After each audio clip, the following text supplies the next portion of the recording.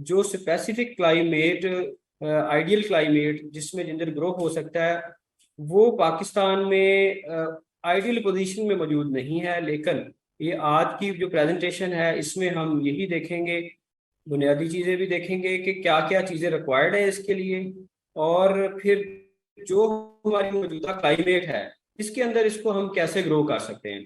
तो यही आज की प्रेजेंटेशन का मकसद भी है, और इसके प्रेजेंटेशन के थ्रू या इस प्लेटफॉर्म के थ्रू एक फार्मर्स को मोटिवेशन भी है कि जो फार्मर इस पोजीशन में है कि वो जिंजर ग्रो कर सकते हैं तो उन्हें ज़रूर इस तरफ आना चाहिए, लेकिन प्रॉपर टेक्नोलॉजी सीख के और प्रॉपर तरीके से इसमें आएंगे तो फिर इसको सक्सेसफुली हम ग्रो कर सकते हैं। अच्छा, अब इसमें थोड़ा सा इसका देखा जाए तो क्लासिफिकेशन, इस पे ज्यादा जोर नहीं मैं दूंगा कि ये पौधों का एक खानदान होता है जिंजीबरेसी जिसे कहते हैं। इस खानदान में अदरक शामिल है, इसमें हल्दी शामिल है, इलायची शामिल है, और भी इसमें 150 के करीब स्पीशीज हैं। लेकिन ये 4-5 का मैंने नाम इसलिए लिया है कि जिनसे हम अच्छी तरह फेमिलियर हैं, वो इसी खानदान के साथ उनका ताल्लुक है।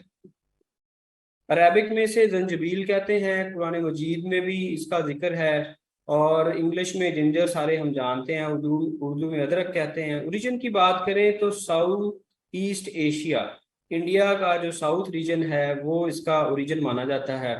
लाइफ साइकिल की बात करें तो ये पेरिनियल हो सकता है, यानी कि अगर इसको आइडियल क्लाइमेट में ग्रो करें, इसको हार्वेस्ट ना करें, ज़मीन से ना निकाला जाए, तो ये साला साल चल सकता है अगर बीमारी से या क्लाइमेट से ये मुतासर ना हो, तो इसको साला साल चला सकते हैं। लेकिन दुनिया में इसे एनुअल प्लांट के तौर पे या एनुअल क्रॉप के तौर पे ग्रो किया जाता है, और ये 9 से 10 महीने की क्रॉप है, और मुख्तलिफ खितों में इसका सोइंग का और हार्वेस्टिंग का जो टाइम है वो मुख्तलिफ है।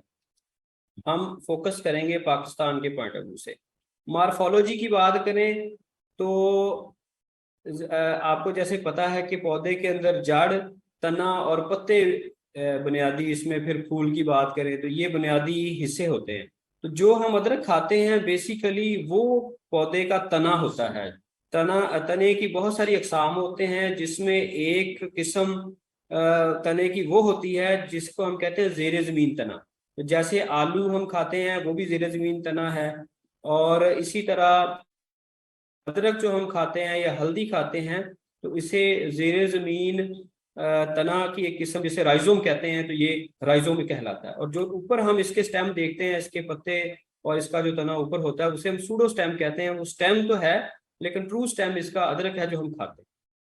पत्ते इसके नैरो होते हैं, और फ्लावर इसका स्टीराइल। स्टीराइल का मतलब ये होता है कि फूल इसके अंदर जो बीज नहीं बनता, अगर बीज बन भी जाए तो वो जर्मिनेट नहीं करता। तो दुनिया में इसको बीज जो सीड होता है उसके थ्रू नहीं ग्रो किया जाता, इसको वेजिटेटिवली, यानी कि जो पार्ट हम खाते हैं अदरक, उसी के छोटे पीसेस करके जैसे आलू हम ग्रो करते हैं इसको ग्रो किया जाता है। प्लांट हाइट की बात करें, वैरायटी टू वैरायटी वेरी करती है, लेकिन जनरली ये 2 फीट से लेके 4 फीट तक इसकी हाइट होती है, यानी 2 फुट से लेके 4 फीट तक हाइट जाती है। और हमारे पास भी जो जर्म प्लांट के अंदर मटेरियल मौजूद है उसमें जो चाइनीज ओरिजिन की लाइंस हैं उसकी हाइट 4 फीट तक, 3.5 फीट तक जाती है। जो इंडियन ओरिजिन की या थाईलैंड ओरिजिन की हैं उनकी निस्बतन हाइट कम है। न्यूट्रिशनल वैल्यू की बात करें तो ये पूरी दुनिया में इसकी न्यूट्रिशनल वैल्यू मानी जाती है, और इस पे बहुत रिसर्च भी हो चुकी है कि इसके अंदर जो देखा जाए सारे इसकी गजाइत जो है वो बहुत अच्छी है, और specially medicinal point of view से अगर इसको देखें तो इसके बहुत फायदे हैं। कॉमन यूजेस में जैसा कि ये हमारे इंडो पाक में इसको हर सालन के अंदर एज ए मसाला इसको मिलाया जाता है, और इसकी जो टेस्ट एनहांसर भी है उसके साथ साथ इसकी गजाइत भी है, और जो बीमारियों से बचाव में इसका बड़ा अहम रोल है। तो उसके साथ साथ इसमें से जिंजर ऑयल भी एक्सट्रैक्ट किया जाता है, और दुनिया में ये बड़ी इसकी मार्केट है। इसको मुख्तलफ जो कह सकते हैं पर्पज के लिए इस्तेमाल किया जाता है। फिर इसके अलावा जिंजर के जो फ्लेवर के बेवरेजेस में इसको एज ए फ्लेवर भी इस्तेमाल किया जाता है, और जो ये बेकरी की आइटम्स हैं, कन्फेक्शनरीज हैं, इसके अंदर भी इसका इस्तेमाल है। फिर इसके अलावा इसको मुख्तलिफ तरीकों से प्रिजर्व भी किया जाता है, जिसमें जिंजर पेस्ट है, अचार है, चाट है, मुख्तलिफ तरीकों से, और इवन सैलड के तौर पे भी हम इसको बारीक बारीक स्लाइसेस के काट के इस्तेमाल करते हैं। और चाइना, इंडिया और पाकिस्तान में बहुत सारी फोक रेमेडीज जो होती हैं, देसी जो इलाज हैं, उनके अंदर ये इसका इस्तेमाल है। मेडिसिनल वैल्यू की बात करें तो सबसे जो इसके, तो वैसे तो बहुत इसमें अफादियत है, 80 से ज़ायद इसमें न्यूट्रासूटिकल्स डिस्कवर हो चुके हैं, और उससे बहुत जो कीमती अद्वियात बनाई जाती हैं पूरी दुनिया में, और मुख्तलिफ बीमारियों के अगेंस्ट उसमें उनका इस्तेमाल है। और सबसे जो अहम इसका मेन रोल है कि जो हमारा गैस्ट्रो इंटेस्टाइनल ट्रैक, जो हमारे निज़ाम हज़ाम है, उसके अंदर इसका बड़ा रोल है कि ये कॉन्स्टिपेशन नहीं होने देता, गैस ट्रबल नहीं होने देता, और हमारा जो सम टाइम जो मेटाबॉलिज्म सिस्टम है, या जिसे हम कहते हैं निज़ाम इंतज़ाम स्लो हो जाए, तो उसको ये तेज़ करने में और हाजमे को बेहतर करने में इसका बड़ा अहम रोल है। इसके अलावा ये सर्दी में इसकी जिंजर की अगर टी बना के इस्तेमाल की जाए तो वो फौरन उसमें फाका मिलता है। कफिंग में इसका बड़ा इफेक्टिव यूज़ है कि अगर खांसी आपको हो गई है तो उसमें आप जिंजर का कावा पी लें या उसको रॉ कंज्यूम कर लें, तो उसमें बड़ा फाका होता है। फिर बॉडी के अंदर जो इन्फ्लामेशन, यानी कि सोजिशें जो बॉडी में मुख्तलिफ ऑर्गन्स की या अज़ा की सोजिशें हो जाती हैं, उसकी सोजिश को कम करने में इसका बड़ा मेजर रोल है। फिर ये नौजिया कफियत होती है जिसे मतली कहते हैं, तो उसमें अगर लेमन और ब्लैक सॉल्ट के साथ इसको ये बड़ा है कि अगर आप कंज्यूम करें तो फौरन नौजिया से इफेक्ट होता है। फिर ये अगर थकावट बहुत ज़्यादा हो गई है, आप हेक्टिक काम किया है, मेंटल फटीग है या बॉडी की फटीग है, तो उसमें आप आके इसका कावा लें तो फौरन जो टायर्डनेस से, ये इसके पेटेंट जो यूजेस हैं वो जस्ट हमने डिस्कस किए। ग्लोबल सिनेरियो एक हम देखते हैं कि वर्ल्ड में क्या पोजीशन है, कि कौन से कंट्रीज ऐसे हैं जहां पे इसको ग्रो किया जाता है। तो उसमें जब हम डाटा 2021 का हमारे पास अवेलेबल है, जाफर साहब के पास इससे भी लेटेस्ट होगा, तो इसमें इंडिया देखा जाए तो 22,25,000 टन के साथ पहले नंबर पे है। नाइजीरिया जो पिछले सालों में प्रोडक्शन में तीसरे नंबर पे होता था, ये अब गुज़श्ता 1-2 साल से ये दूसरे नंबर पे आ गया है, और इसकी 7,68,000 टन प्रोडक्शन रिपोर्टेड है 2021 में। ये एफएओ का डाटा है। और चाइना की बात करें तो 6,60,000 टन के साथ चाइना तीसरे नंबर पे। ये तीन मेजर प्रोड्यूसर जो हैं, ये इंडिया, नाइजीरिया और चाइना है। इंडिया और चाइना एशिया में है, और नाइजीरिया जैसे कि आप जानते हैं अफ्रीकन कंट्री है, ये वहाँ पे इसका है। इसी तरह फिर नेपाल में इसकी प्रोडक्शन होती है, इंडोनेशिया में होती है, थाईलैंड में होती है, बांग्लादेश में, जैसे कि मैं पहले भी जिक्र कर चुका हूँ, कैमरून में, जापान, श्रीलंका, और जितने भी ये माइल्ड एनवायरनमेंट वाले जजीरे हैं, वह जहाँ पे नमी रहती है और दर्जा हरारत ज़्यादा तेज़ नहीं होता, वहाँ पे इसको ग्रो किया जाता है। अब यहाँ पे एक चीज़ मैं थोड़ा इस पे रोशनी डालने की कोशिश ज़रूर करूँगा कि नॉर्मली जब इंडिया की बात आती है तो लोग कहते हैं कि अगर इंडिया में ग्रो हो सकता है और इंडिया टॉप प्रोड्यूसर है, तो पाकिस्तान में फिर ये मतलब 1971 से अगर कोशिशें हो रही हैं तो हम अभी तक अपनी ज़रूरत का जस्ट 0.00 समथिंग भी पूरा नहीं कर पा रहे। तो उसकी रीज़न क्या है? उसमें ये है कि नो डाउट अल्लाह ने हमें सारे मौसम दिए हैं, माशाल्लाह 4 मौसम है हमारे पास, और सारा साल हमारी प्रोडक्शन क्रॉप्स की आ रही होती है। जैसे हम गंदम की बात करें तो आजकल जीबी के अंदर वीट की हार्वेस्टिंग हो रही है। तो ये अल्लाह की जो करम नवाजी है पाकिस्तान के ऊपर के, ये मौसम अल्लाह ने हमें दिए हैं। लेकिन अब इसमें इशू ये है कि इसमें ये फिर ये नहीं है कि हर क्रॉप वो इस पैटर्न में आ जाए। तो अब वो हमने कोशिश करनी है कि इसको हमने अपने एनवायरनमेंट के हिसाब से इसको कैसे ग्रो करना है। वो आगे मेरी पूरी प्रेजेंटेशन इसी पे है कि इसको सक्सेसफुली हमने ग्रो कैसे करना। पहली बात तो जो समझने वाली वो ये है कि इंडिया का जो साउथ रीजन है, स्पेशली जो तमिलनाडु का एरिया है, उनका केरला उनकी स्टेट है, उनका आप देखें तो जो ये है असम, सिक्किम और उड़ीसा उनकी एक स्टेट है ये। तो ये सारा जो इनका एरिया है ये सूटेबल है कदरे, इसमें देखा जाए दर्जा हरारत शदीद गर्मी में भी 40 से ऊपर नहीं जाता, यानी 35, 33, 34 के राउंड रहता है। जो कोर एरियाज की बात करें, मसलन केरला की बात करें हम, या कर्नाटका की उनकी बात करें, तो वहाँ 32-33 डिग्री से ऊपर टेम्परेचर जाता नहीं है। अब हम अपने जब कंपैरिजन करते हैं, ये अगर सेंट्रल पंजाब की बात करें, तो 47, 48 समटाइम कुछ ईयर्स होते हैं हमने रिपोर्ट किया 50 तक टेम्परेचर चला जाता है। और इसी तरह अगर हम देखें इवन हमारे इस्लामाबाद जो है बड़ा अच्छी इन्वायरमेंट है, उसके बावजूद इस्लामाबाद में भी टेम्परेचर समटाइम 40 टच कर जाता है। तो अब अगर कोई ये कहे कि ओपन एनवायरनमेंट के अंदर जो इंडियन पंजाब है उसके अंदर जिंजर ग्रो हो रहा है, तो वो इसमें कोई नहीं है। रिसर्च माइट भी वहाँ पे भी हो रही हो, तो ऐसी रिपोर्टेड या कोई इंटरनेट पे हमें सोर्सेज नहीं मिलते कि कोई ऐसे ट्रायल बेसिस पे माइट भी वहाँ पे काम हो रहा हो। लेकिन कमर्शियल प्रोडक्शन जो इंडिया की होती है वो सारी उनकी जो साउथ स्टेट्स हैं, जो उनकी 7 स्टेट्स हैं, वहाँ से इसकी प्रोडक्शन होती है। इसी तरह नाइजेरिया, अफ्रीका की बात सुन के हमें वो सहरा माइंड में आते हैं, तो नाइजेरिया के भी इसमें कोई 6-7 स्टेट्स ऐसी हैं जहाँ पे टेम्परेचर बिल्कुल माइल्ड रहता है, उन पे कोस्टल और forest, rain forest type climate है, और वहाँ ये ग्रो करता है बेसिकली। अगर हम इसको टेक्निकली थोड़ा सा देखें तो जिंजर को ह्यूमिड और रिलेटिवली हॉट क्लाइमेट की बात हम वो करते हैं कि वो वाली हॉट जिसमें कोल्ड ना हो, यानी कि फ्रीजिंग क्लाइमेट ना हो, माइल्ड हॉट हो, तो उसमें टेम्परेचर जो है 32-33 मैक्सिमम 35 डिग्री तक अगर रहे तो इसके लिए आइडियल क्लाइमेट होती है, ह्यूमिड क्लाइमेट इसके लिए चाहिए। जबकि हमारे यहाँ जो मोस्टली पंजाब के अंदर एरिड और सेमी एरिड क्लाइमेट है, और दुनिया में कोई एग्जांपल नहीं मिलती कि जिंजर को एरिड और सेमी एरिड जो ड्राई एरियाज हैं वहाँ के वहाँ इसकी जो प्रोडक्शन है वो होती है। तो ये जस्ट इसका ब्रीफ एक इंट्रोडक्शन है और बैकग्राउंड है कि ताकि हमें वो पता होना चाहिए। ये थोड़ा सा इसमें दिखाया गया है कि ये 3 अगर हम जो टॉप प्रोड्यूसर हैं इंडिया, वो वहाँ पे एरिया की बात करें तो 2 लाख हेक्टेयर के साथ सबसे ज़्यादा एरिया भी वहीं लगता है, और प्रोडक्शन भी उनकी 22 लाख पैसे पहले बताया। और यील्ड की बात करें तो वो 10.8 टन पर हेक्टेयर, यानी एक हेक्टेयर में 2.5 जो एकड़ के करीब रकबा होता है, 2.47 एकड़ होते हैं, रफली हम उसको 2.5 एकड़ कहते हैं।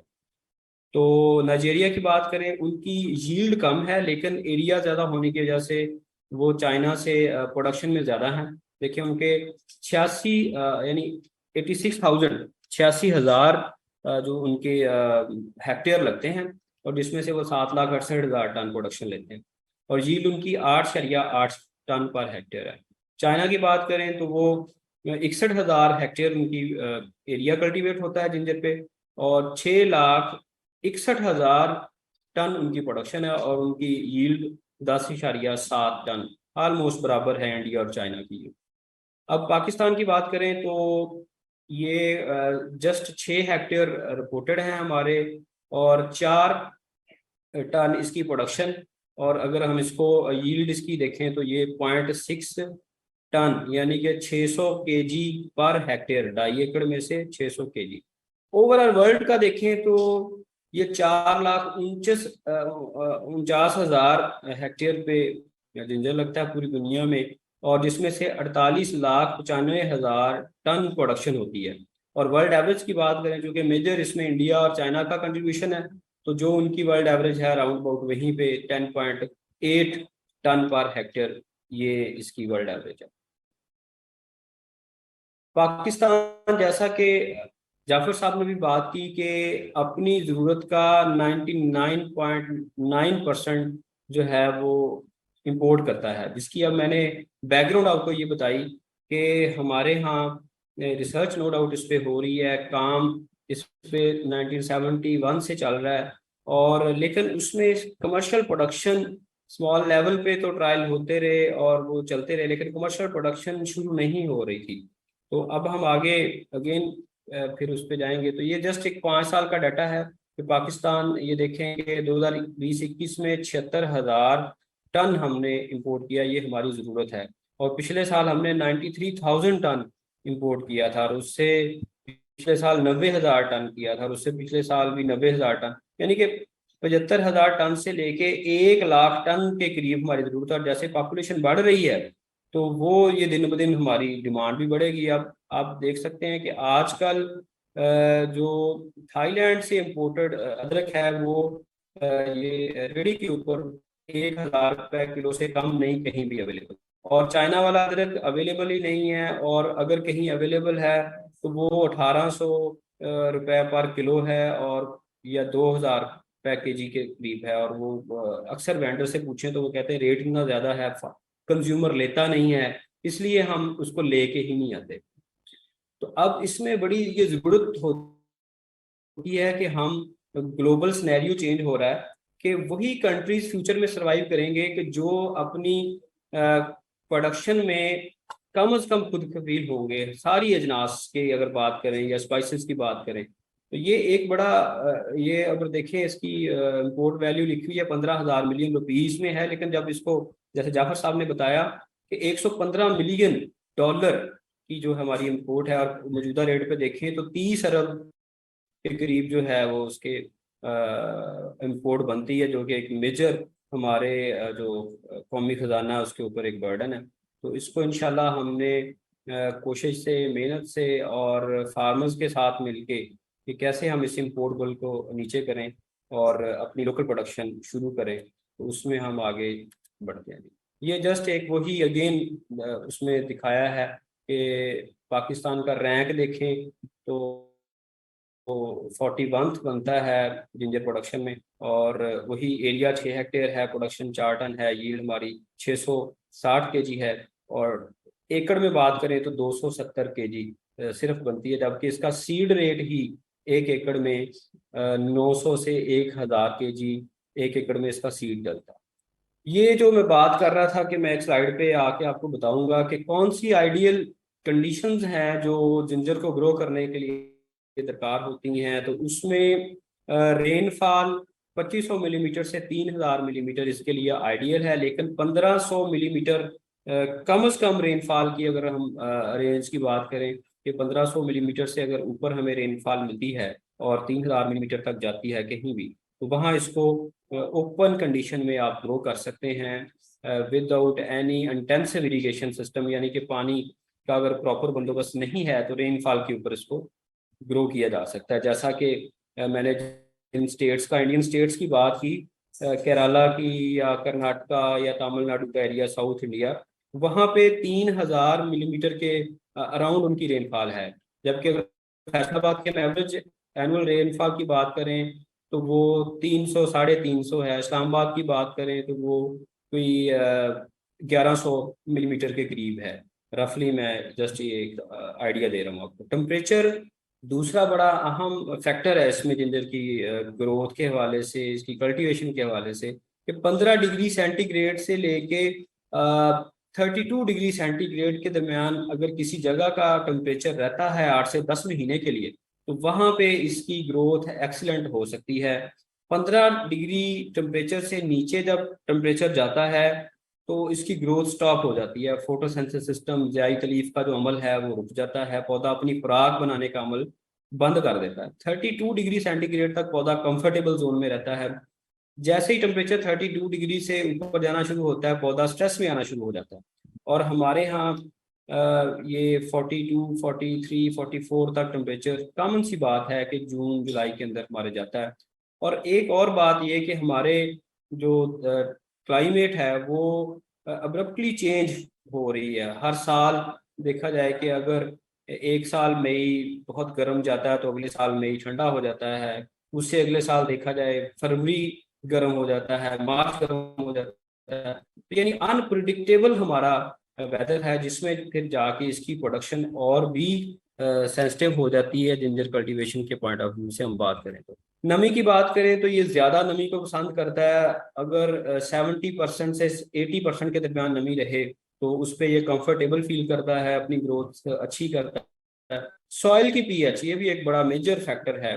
कि 5.7 से 6.5, यानी कि स्लाइटली एसिडिक। सॉइल पीएच की बात करें तो ये एक स्केल होता है कि जो 0 से लेके 14 तक की एक स्केल है, यानी कि अगर 7 उसमें न्यूट्रल होती है, 7 से जितना कम होते जाए उतना एसिडिक होती जाएगी, 7 से जितना ऊपर होते जाए उतना बेसिक पीएच होती जाएगी या अल्कलाइन पीएच होती जाएगी। अब हमारी जो ज़मीनें हैं उसमें मोस्टली जो प्लेन एरियाज हैं वहाँ पे पीएच ज़्यादा है, क्योंकि पीएच कम उन एरियाज में होती है जहाँ पे हाई रेनफॉल हो। अब हमारे यहाँ पीएच जब देखते हैं, स्पेशली ये फैसलाबाद और सेंट्रल पंजाब पे अगर मैं फोकस करके बात करूँ, तो वो हमारी पीएच 8.3, 8.4, 8.5 और कहीं कहीं पे 9 तक पहुंची हुई है। और ये जिंजर एक ऐसी क्रॉप है कि इसका root system shallow root system है, यानी कि इसकी जड़ ज़्यादा गहरी नहीं जाती। तो इसके लिए ये अपनी जो न्यूट्रंस को अब्जॉर्व करने के लिए इसकी जो सलाहियत है वो एक खास पीएच पे अच्छे न्यूट्रिएंट्स को अब्जॉर्ब करता है, जिसकी रेंज मैंने बताई है कि 5.7 से 6.5 अगर हम रेंज रखते हैं तो इस पे ये बेस्ट ग्रो करता है और सारे न्यूट्रिएंट्स जो आप खाद डालेंगे ये उसको उठाएगा। अब 5.7 से पीएच हमारी नीचे तो है ही नहीं कहीं भी, लेकिन अगर 7 तक न्यूट्रल है वहां पे भी इतना मसला नहीं बनेगा, न्यूट्रिएंट अपटेक होती रहेगी। अब 8 पीएच से जितनी ऊपर होती जाएगी उतना ही इसकी जो ग्रोथ स्टंटेड और वो नीचे से न्यूट्रिएंट्स ला लेना, उसके अंदर जो जिसे हम कहते हैं जो पौधा गजा की कमी का शिकार हो जाता है, फोटोसिंथेसिस प्रॉपर नहीं होती और मतलूबा हमें पैदावार नहीं हासिल होती और सम टाइम हमारा क्रॉप बिल्कुल फेलियर की तरफ चली जाती है। तो ये 4 फैक्टर्स है। इसके साथ साथ एक प्लांट सॉरी जो अल्टीट्यूड है वो भी एक फैक्टर है कि ये अगर 4 फैक्टर्स हों और साथ जो हमारी अल्टीट्यूड है वो 300 जो जिसे हम कहते हैं मीटर सी लेवल से लेके तो वो 600 मीटर सी लेवल तक अगर हाइट इसकी आती है या किसी जगह की अवेलेबल है और वहाँ पे ये टेम्परेचर भी माइल्ड है और रेनफॉल भी सफिशेंट है और ह्यूमिडिटी भी है, तो वो आइडियल इसके लिए होती है जहाँ पे ये बड़ा कंफर्टेबल और एज ए मेन क्रॉप इसको ग्रो किया जा सकता है। अब पाकिस्तान में इसको ग्रो करने के लिए फिर हमें किन चीज़ों की रिक्वायरमेंट है कि इसको हम कैसे ग्रो कर सकते हैं, तो उसके लिए हमें सबसे पहले टनल दरकार होता है कि जो ऑलरेडी पाकिस्तान के अंदर ये पंजाब में हम बात करें तो ये हज़ारों एकड़ पे टनल्स ऑलरेडी लोगों ने लगाई हुई हैं, जिसमें ये खीरा, टमाटर, ये शिमला मिर्च मिर्च और बहुत सारी ये जो गर्मियों की सब्जियों का हम अगेता ग्रो करने के लिए इस्तेमाल करते हैं। टनल्स की भी आगे 3 टाइप्स हैं, जिसमें लो टनल होती है, वॉक इन टनल होती है, फिर हाई टनल होती है। ये पिक्चर के अंदर आपको हाई टनल नज़र आ रही है जिसकी हाइट 12 फीट से लेके 14, 15, 16 ऊपर, इससे ऊपर भी हो सकती है हाई टनल की। अब जो 6 से 7, 8 फीट तक की टनल होती है उसे हम वॉक इन टनल कहते हैं, जिसमें जस्ट चला जा सकता है, वो दरमियानी टनल उसे कहते हैं। फिर सबसे कम हाइट वाली फर्स्ट टनल लो टनल कहते हैं, वो सिंपली वो जो आयरन बार्स होती हैं उनको बेंड करके बनाया जाता है और ये जितनी भी बेलों वाली सब्जियां हैं जिसमें कद्दू, करेला, घिया तोरी है और इसके अलावा ये टिंडा है, ये सारी सब्जियों को अगेता ग्रो करने के लिए सर्दियों में लगाने के लिए तो उसको जस्ट रोज को कवर कर देते हैं बेड्स पे, बेड्स को कवर नहीं करते, सर्दी का पीरियड गुजारते हैं, पौधे की जड़ बन जाती है, पौधा स्टैब्लिश हो जाता है और फरवरी मार्च में फिर उसको पॉलीथीन शीट को उतार देते हैं, टनल हटा देते हैं, तो पौधा जो फॉरन फ्लावरिंग पे जाके अर्ली प्रोडक्शन आती है। एक कॉमन प्रैक्टिस है जो हमारे पंजाब के अंदर हो रही है। अच्छा, अब जिंजर के लिए कौन सी टनल रिक्वायर्ड है, तो उसमें सबसे जो आइडियल इसके लिए ये है कि आप वॉक इन टनल हो, ताकि जैसे मैंने शुरू की स्लाइड में बताया कि इसकी हाइट 4 फीट तक जाती है, यानी कि बहुत अच्छी भी वैरायटी हो तो वो 4 फीट से ज़्यादा नॉर्मली नहीं होती। तो उसके लिए 6 से 7 फीट हाइट की टनल जिसमें आप सिंपली चल सकते हैं वो सफिशेंट होती है और वॉक इन टनल जो इसके लिए आइडियल है। और उसके ऊपर फिर दूसरी जो मैंने बताया कि हमारे यहाँ हाई टेम्परेचर है और ये एक शेड लविंग प्लांट है, यानी कि अगर हम बात करें ना ट्रॉपिकल जो एनवायरनमेंट रेन फॉरेस्ट एनवायरनमेंट होती है लाइक साउथ इंडिया की, या चाइना के शेंडोंग की हम बात करें, या थाईलैंड के पेचावन की बात करें, तो उसमें ये होता है कि अ, अल्लाह की तरफ से वहाँ उस क्लाइमेट में नेचुरल बादल रहते हैं, क्लाउड्स रहते हैं। यानी कि वहाँ पे अब देखें 3,000 मिलीमीटर रेन का मतलब है कि वहाँ महीने के अंदर 15-20 दिन बारिश होनी ही होनी है। यानी एक दिन बारिश नहीं होती तो एक दिन छोड़ के बारिश, 2 दिन छोड़ के बारिश हो जाती है। तो उससे क्या होता है, और जिस दिन बारिश नहीं भी होती उस दिन भी क्लाउड्स रहते हैं, तो नेचुरल वहाँ पे इसको शेड मिलता है। अब हमारे यहाँ मानसून छोड़ के तो बाकी जो हमारा क्लियर स्काई होता है और धूप, यूवी लाइट बहुत ज़्यादा है जो इसको स्ट्रेस देती है प्लांट को, तो उससे बचाने के लिए फिर शेड नेट का इस्तेमाल, या सिंपल जो ये काने की सिरकी होती है, सरकंडा की सिरकी, उससे भी काम चला सकते हैं कि आप सिरकी से, ये एक धूप छान के आती है, लेकिन सिरकी को टनल के ऊपर डालना, मेंटेन करना एक मुश्किल वो काम है। फिर आंधी तूफान हमारे जखड़ चलते हैं, तो उसमें भी उसको जो प्रॉपर तरीके से मेंटेन करना एक हेक्टिक जॉब है, लेकिन अगर आप उसको कर सकते हैं तो ये एक ऑप्शन मौजूद है। तो शेडिंग नेट की बात करें तो ये हमने इसको बहुत सारे शेडिंग नेट्स ट्राई किए, जिसमें ये लोकल ग्रीन, इम्पोर्टेड ग्रीन, और ये फिर ब्लैक नेट पाकिस्तान में अब कॉमन हो रहा है। पिछले 3 साल से हम इस पे ट्रायल कर रहे हैं, तो जब हम इसको कंपैरिजन करते हैं तो ब्लैक नेट के अंदर इसकी प्रोडक्शन जो है वो अच्छी आती है। अब सोइंग टाइम की बात करें तो जैसे मैंने बताया कि 15 डिग्री से 32 डिग्री इसकी रेंज है, तो 15 डिग्री से नीचे तो इसने ग्रोथ ही नहीं करनी। 15 डिग्री से नीचे टेम्परेचर अगर है तो आप इसकी सोइंग ना करें। जैसे ही टेम्परेचर 15 डिग्री से ऊपर स्टेबल हो तो उस वक्त आइडियल टाइम होता है कि इसको, इसकी सोइंग कर दी जाए। और हम देखें कि जो हमारे प्लेन एरियाज हैं वहाँ पे फरवरी मार्च के अंदर आइडियल टाइम होता है इसकी सोइंग का। और जो हमारे हिली एरियाज हैं, लो हिल्स की बात करूंगा मैं, और स्पेशली ये पोठा रीजन, तो वहाँ पे मार्च अप्रैल के अंदर ये टेम्परेचर मिल जाता है और वो आइडियल टाइम होता है इसकी सोइंग का। बेस्ट टेम्परेचर जो इसकी जर्मिनेशन के लिए रिक्वायर्ड होता है, अगर किसी के पास स्प्राउटिंग रूम है, जर्मिनेशन रूम है, वहाँ पे टेम्परेचर को कंट्रोल दे सकता है और ह्यूमिडिटी कंट्रोल है, तो वहाँ पे 22 से 25 डिग्री का टेम्परेचर मेंटेन कर लिया जाए तो इसकी हेल्दी और फास्ट जर्मिनेशन हो जाती है। और दूसरा इसमें यही है कि विंटर के बाद फ्रॉस्ट, जब ये कोहरे का खतरा टल जाता है और जैसे ही सर्दी की शिद्दत कम होती है और टेम्परेचर 15 से ऊपर स्टेबल होता है, तो वो एज सुन एज पॉसिबल इसकी सोइंग कर देनी चाहिए, ताकि शदीद गर्मी से पहले पहले पौधे अपनी जड़ बना लें और अपनी हाइट अटेन कर लें और टिलरिंग शुरू कर दें। लैंड प्रिपरेशन की बात करें तो सबसे पहले तो सॉइल की हार्ड पैन को ब्रेक करना बहुत ज़रूरी है। वो चीजल प्रो, या जिसे हम कहते हैं गहरा हल चला के आप उसकी हार्ड पैन ब्रेक कर सकते हैं। और फिर 2 से 3 जो हल चला के और उसके बाद सुहागा करके उसको ज़मीन को तैयार किया जाता है। अच्छा, फिर इसमें फार्म यार्ड मैन्योर, जो गोबर की खाद है, गली सड़ी खाद जो होती है, वो आम जो हमारी क्रॉप्स हैं, रवायती फसलें हैं, उससे ज़्यादा इसको रिक्वायर्ड है, क्योंकि ये जो 4 फैक्टर्स तो मैंने आपको पिछली स्लाइड में बताए थे, लेकिन इसके बहुत सारे ऐसे फैक्टर्स हैं जो इसकी सक्सेसफुल कल्टीवेशन के लिए ज़रूरी हैं, लेकिन मैंने सिर्फ 4 मेजर फैक्टर्स को छेड़ा था। तो उसमें से ये भी एक इम्पॉर्टेंट फैक्टर है कि इसमें ऑर्गेनिक मैटर एनरिच करें। तो इस वक्त जितने लोग ये सुन रहे हैं और जिंजर की कल्टीवेशन में इंटरेस्टेड है, उनके लिए ये एक क्लियर मैसेज है। और उनसे रिक्वेस्ट भी ये है कि अगर वो अगले साल जिंजर ग्रो करना चाहते हैं, फरवरी मार्च अप्रैल में उनका प्लान है जिंजर की कल्टीवेशन का, तो वो अभी से अपनी लैंड को ऑर्गेनिक मैटर इनरिच करना शुरू कर दें। जिस पीस ऑफ लैंड पे या जमीन के खत्ते पे आपने अदरक को ग्रो करना है, वहां पे अभी से तैयारी करें। और वो इस वक्त जंतर लगाया जा सकता है, ये ढांचा जिसे कहते हैं, और वो एक सब्ज खाद के तौर पे अपना बड़ा उसका रोल है कि आप उसको छटा दे के, बेशक सिंपली छटा दे दें। और बारिशों का भी सीजन ऑलमोस्ट चल रहा है, अभी कुछ दिनों से ड्राई पीरियड है, लेकिन आगे कोई इंशाल्लाह उम्मीद है कि एक आध स्पेल आ जाएगा। तो उसमें ये है कि जब 40 से 50 दिन का आपका ये जंतर की फसल हो जाए, तो उस वक्त उसको रूटावेट कर दें और सॉइल के अंदर ही उसको दबा दें।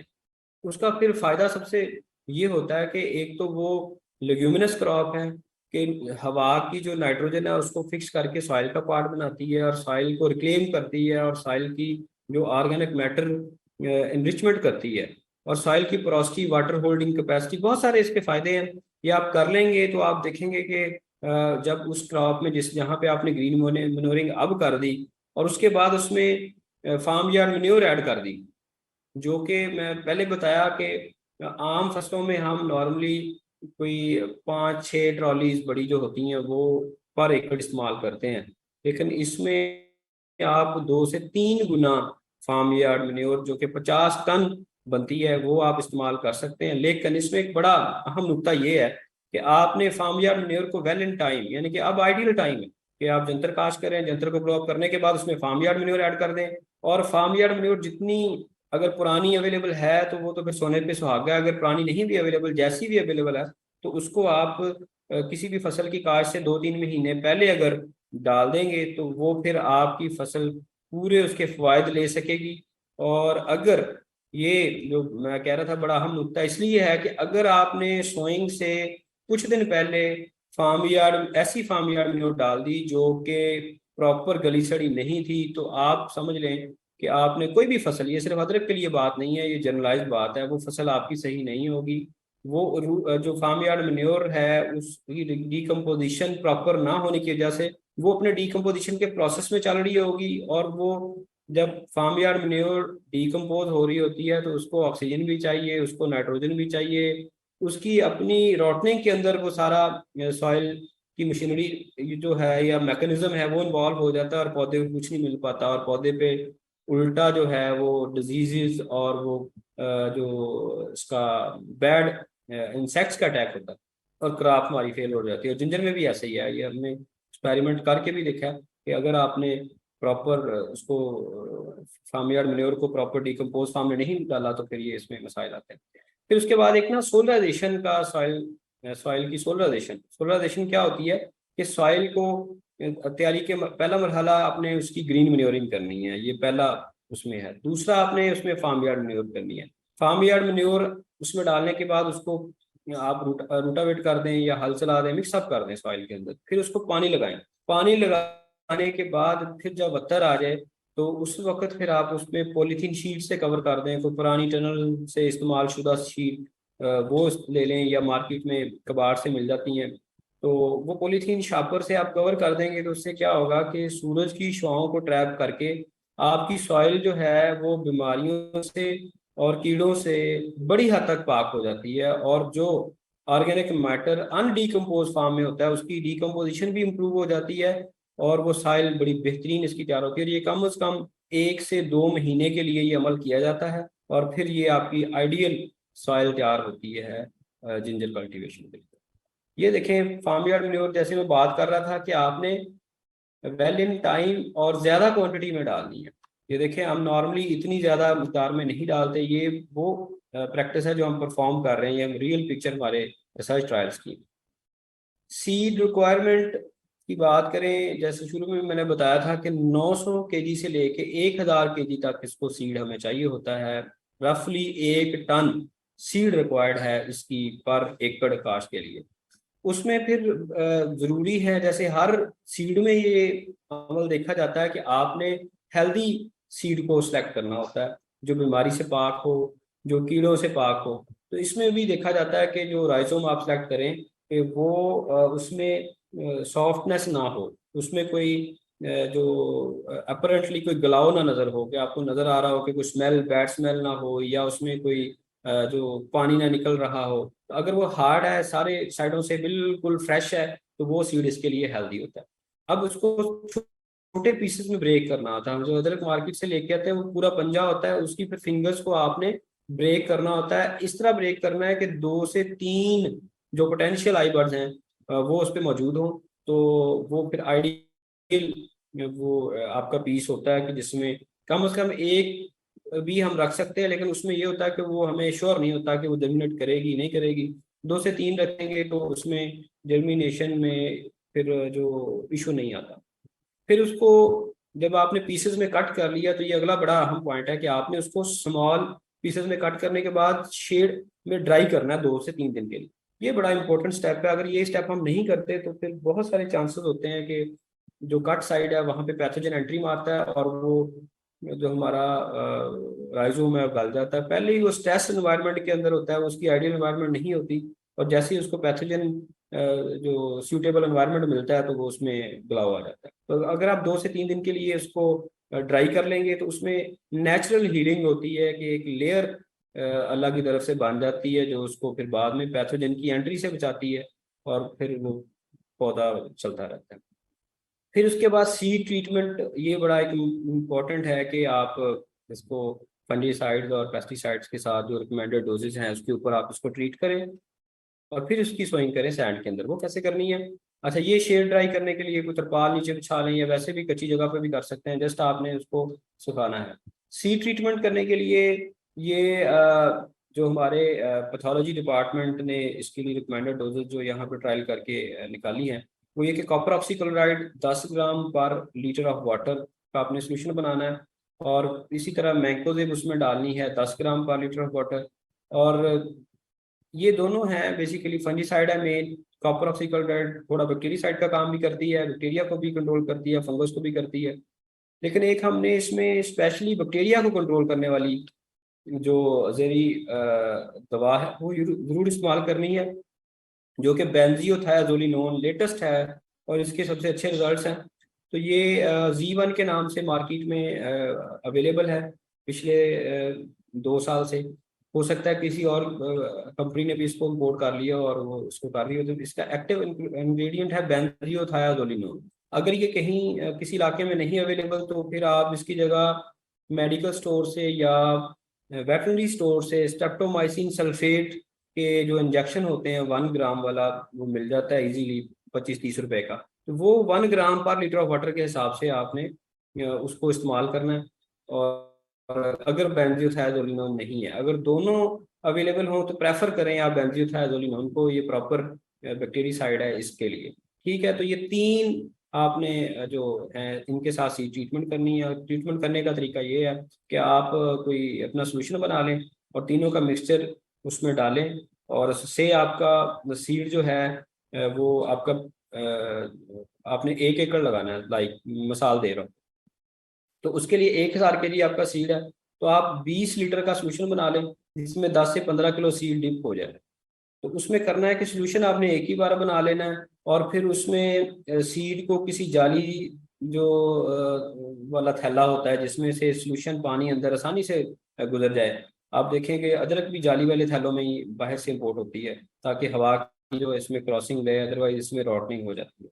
तो उसी थैले में डाल के इसको आप उसमें डिप कर दें, और 10 से 15 मिनट के लिए डिप रहने दें सोल्यूशन में, और उसके बाद उसको निकाल लें और शेड ड्राई कि आपने जो सोल्यूशन बना लिया उसको रीयूज करना है, हमने रिसोर्सेज भी देखनी है। आइडली तो ये है कि आप हर दफ़ा डिप करने के लिए उसको करें, लेकिन हम हमारे पैथोलॉजिस्ट ने ट्रायल करके देखे हैं कि आप एक ही सोल्यूशन को 5 से 6 दफ़ा कम से कम, जब तक वो बहुत ज़्यादा गदला ना हो जाए, उसके अंदर वो आपको वाजे जो इम्प्योरिटी नज़र आ जाए, तो उस वक्त फिर उसको डिस्कार्ड कर दें। वरना 5 से 6 दफ़ा आप बार बार सी डिप कर सकते हैं। उसी सोल्यूशन में एक दफ़ा डिप किया, निकाल लिया, फिर उसमें दूसरा लॉट डिप की, उसको निकाल लिया, फिर तीसरी लॉट डिप की। इसी तरह फिर 12 से 24 घंटे के लिए उसको एक दिन के लिए शेड ड्राई करना है। धूप में कोई प्रोसेस नहीं करना, अदरक को धूप में नहीं डालना, उस वाले अदरक को जिसको आपने कास्ट के लिए इस्तेमाल करना है। ठीक है, तो उसके बाद नेक्स्ट डे आप उसको सैंड के अंदर ग्रो कर सकते हैं। तो सैंड के अंदर प्री स्प्राउटिंग करना इसलिए भी ज़रूरी होता है कि आप इंश्योर कर लेते हैं कि कौन सा सीड आपका जर्मिनेट किया है, तो वही आगे फील्ड में जाता है। और 1 महीने का ये प्रोसेस होता है, तो 1 महीना आपको मिल जाता है जहाँ पे आपने अदरक ग्रो करना है। उस फील्ड की तैयारी आप तब तक, उसमें अगर कोई टनल इंस्टॉल करनी है, ड्रिप पाइप सेट करने हैं, मल्च का बंदोबस्त करना है, तो वो सारे वामल आप उस महीने में कर लेते हैं, और ये थोड़ी सी जगह पे आप इसकी स्प्राउटिंग कर लेते हैं। उसमें एक सबसे बहुत सारे तरीकों से इसको स्प्राउट किया जा सकता है। इसको पीट मॉस के अंदर कर सकते हैं, इसको आप लकड़ी के बरादे के अंदर कर सकते हैं, सैंड के अंदर कर सकते हैं। मोस्टली जो एक इजी और एफिशिएंट मेथड है कि इसको सैंड की 2 से 3 इंच की लेयर नीचे लगाई जाती है, उसके ऊपर जो ट्रीटेड अदरक के राइजोम्स हैं उनको बिछाया जाता है सिंगल लेयर में, और फिर 1 से 2 इंच की लेयर जो है सैंड के ऊपर कवर कर देते हैं, और फिर स्प्रिंकलिंग के जो फुहारे के साथ उसको इमीडिएटली वाटर दे देते हैं। और उसको फिर सैंड को वेट रखना है। वो आपका टेम्परेचर डिसाइड करेगा, एरिया डिसाइड करेगा कि आपने उसको डेली पानी देना है। रूल ये है कि आपने सॉइल को वेट रखना है, ओवर इरिगेट नहीं करना। रखेंगे तो इंशाल्लाह 25 से 30 दिन में आपकी हेल्दी स्प्राउटिंग हो जाएगी। ये जस्ट पिक्टोरियल आप देख सकते हैं कि ऐसे ये हमारी वैरायटीज होती हैं, हमने उसको पार्टीशन की होती है। तो आप सिंपल एक बेड बना के तो उसके ऊपर 2 से 3 इंच की रेत की तह लगा लें और उसके ऊपर आप अदरक बिछा दें। तो ये तरतीब से लगा रहे हैं, तरतीब से नहीं भी लगाएंगे, जिस मर्जी एंगल से इसको रखते हैं, हमने जस्ट स्प्राउट करवाना है और ऊपर सैंड की लेयर लगा के स्प्रिंकलिंग करते हैं। प्लांटिंग मेथड जैसे कि बताया हमने, रिक्वायरमेंट में वॉक इन टनल इसके लिए 7 से 8 फीट वाली आइडियल है कि जिसको शेडिंग नेट से कवर किया हो। और अगर हम बात करें कि शेड की परसेंटेज, अब इसमें वो 30% से लेकर 90% तक शेड परसेंटेज अवेलेबल होती है। तो 70% जो ब्लैक नेट या ग्रीन नेट ऐसा होना चाहिए जिसमें से एयर पास हो, मतलब इस तरह का वो ना हो। या ब्लैक नेट भी ऐसा ना हो कि जिसमें से एयर ना पास हो, जैसे वो साया ही आ रहा हो और धूप भी आ रही हो, लेकिन ऐसा हो कि जिसमें से इजीली एयर पास हो जाए, वो इसके लिए अच्छा नेट होता है। इस चीज़ का आप ख्याल रखें। तो सिल्की सरकंडा से, जैसे मैंने शुरू में बताया था, उससे भी काम चलाया जा सकता है। प्लेन एरियाज में 70% रखना है आपने शेडिंग कैपेसिटी। और जब हम बात करते हैं लो हिली एरियाज और पोठवा रीजन, इस्लामाबाद की जो एनवायरनमेंट है, वहाँ पे 50% ब्लैक नेट या 50% ग्रीन नेट पे अच्छे रिजल्ट्स आते हैं। वहाँ 70% की ज़रूरत नहीं है। और हमारे ट्रायल्स भी चल रहे हैं कि इंशाल्लाह हम इसको ओपन कल्टीवेशन की तरफ भी लेके जा रहे हैं। कुछ हमारी वैरायटीज़ इसमें परफॉर्म कर रही हैं जर्म प्लाज में से। उस पर टाइम लगेगा, लेकिन तब तक जो हमारी, जो जिन लोगों के पास टनल अवेलेबल है और वो या वो इंस्टॉल कर सकते हैं, उनको इस तरफ जरूर आना चाहिए। और स्पेशली अगर सुन रहे हैं लोग पोठोहार रीजन से, लोग जो हैं वहाँ पे इसकी आइडियल प्रोडक्शन है और बम्पर यील्ड आती है। किसी तरह भी हम दुनिया से पीछे नहीं है पोठोहार के रीजन में। जो हमारे एरिड रीजन्स हैं या सेमी एरिड रीजन्स हैं, वहाँ पे लाइक फैसलाबाद है, साइज छोटा बनता है, लेकिन उसमें फिर हम इसकी पॉपुलेशन इंक्रीज कर देते हैं। उससे ये होता है कि पर यूनिट यील्ड जो है वो हमारी अच्छी आ जाती है। तो निस्बतन साइज छोटा बनता है, लेकिन उतनी ही अच्छी क्वालिटी बनती है कि उसमें जो ऑयल कंटेंट है या जो उसका होता है जिसे हम कहते हैं जिंजरोल कंटेंट, वो उतने ही अच्छे डेवलप होते हैं। रोड टू रोड डिस्टेंस की बात करें तो उसके लिए 2 फीट या 60 सेंटीमीटर डिस्टेंस जो है वो आइडियल होता है। और जिसके ऊपर plant to plant distance 8 inches या 20 सेंटीमीटर, वो पौधे से पौधे का फासला होना चाहिए। कितार से कितार का फासला बता दिया 2 फीट। और हिली एरिया में 12 इंचेस या 1 फीट तक आप इसका फासला रख सकते हैं। लेकिन ये चीज़ भी देखने में आई है, जितना फासला आप कम रखें, उतना ही माइक्रो क्लाइमेट जो पौधे की है वो बेहतर बनती है। और जो मौसमी शिद्दत है, पौधा उससे अपने आप को बचाता है। और एक पौधे का एक मैकेनिज्म नीचे सॉइल के साथ डेवलप हो जाता है कि जिससे पौधा, ये जस्ट अगर छोटी जगह पे तो आप उससे कस्सी से इस पे बना सकते हैं, अगर आपने रिजेस बनानी है या फरोज बनानी है। अच्छा, उसमें ना ये एक बात ये थी कि पोठोहार या लो हिल्स के अंदर हम इस पे प्रेफर करते हैं कि बेड्स के ऊपर आप काश करें। लेकिन प्लेन एरियाज में जहाँ पे हमें वाटर को रिटेन करना है, और जो हमारा ड्राई पीरियड होता है स्पेशली जून का, 15 मई से लेके 15 जुलाई का, तो उसमें हमने इसका मॉइस्चर ज्यादा से ज्यादा रिटेन करने के लिए फिर ये फरोज के करेंगे और ड्रिप के साथ मॉइस्चर मेंटेन करना अच्छा। फिर अगर डेप्थ की बात करें सीड की, तो 1 इंच डेप्थ जो है वो सफिशिएंट होती है कि आप उसको 1 इंच गहरा जमीन में इसको सो कर दें और साइल से कवर कर दें। ये आप देख सकते हैं फील्ड ऑपरेशन, छोटे पैमाने पे आप इसको कसी के साथ कर सकते हैं, और बड़े पैमाने पे आप उसको ट्रैक्टर के साथ कर सकते हैं। Mulch the field with paddy straw और शुगर केन लीव्स और पाइन नीडल्स। हाँ जी, ये मल्चिंग इसमें ना बड़ा अहम इसका रोल है जिंजर की कल्टीवेशन में। तो उसमें ये पैडी स्ट्रॉ यानी कि जो हमारी चावल की पराली होती है, ये इसमें बड़ा इसका ये है कि एफिशिएंट रिजल्ट्स आते हैं कि आप उसको साइल को कवर कर दें। और आपको पानी बार बार नहीं लगाना पड़ता या ज़्यादा नहीं देना पड़ता, क्योंकि उसमें वेपोरेशन लॉसेस कम हो जाते हैं, जड़ी बूटियां कम आती हैं, और नीचे जो सॉइल का टेम्परेचर है वो बहुत बेहतर रहता है। तो ये इसमें जिंजर पे इवन जो आइडियल क्लाइमेट है जिंजर की, लाइक जैसे मैंने बताया ये केरला तमिलनाडु का एरिया, वहां पे भी इसकी मल्चिंग रिकमेंडेड है और वो लोग करते हैं, प्रैक्टिस है इसी। अगर किसी को राइस की पराली या चावल की पराली अवेलेबल ना हो तो वहां पे आप शुगर केन की जो खोरी होती है, गन्ने की खोरी, वो भी इस्तेमाल कर सकते हैं।